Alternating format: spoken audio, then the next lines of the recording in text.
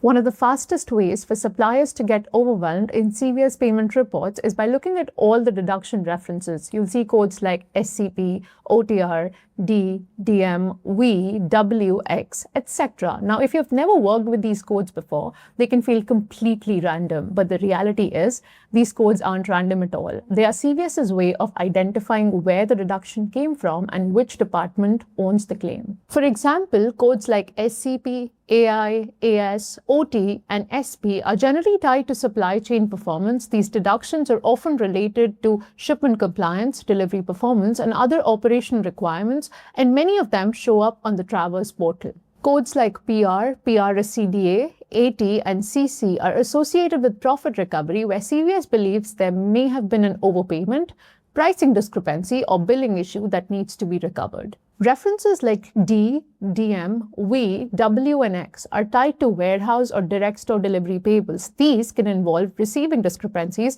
invoice variances, shortages, and other payment adjustments. You will also see return-related references like MCR and RX-MCR along with co-op advertising codes like AD, BB, and CD that are promotional and marketing programs. But the key thing to understand is that not all the deductions are handled the same way. A shortage claim needs different documentation than a returns claim. A supply chain deduction follows a different process than a co-op advertising deduction. And that's where many suppliers get stuck. Before you dispute a deduction, you first have to determine who owns the claim, what caused it, and what will CVS expect to see. At the end of the day, these reference numbers aren't just codes, they are clues. Once you know how to read them, it becomes much easier to understand where your money went and whether you have an opportunity to recover it. But here's the reality. Tracking deductions and managing disputes can quickly become a full-time job, and that's where we come in. We handle the deduction recovery process from start to finish so your team can stay focused on growing the business. For example, in less than 6 months, we helped a $10 million health and wellness company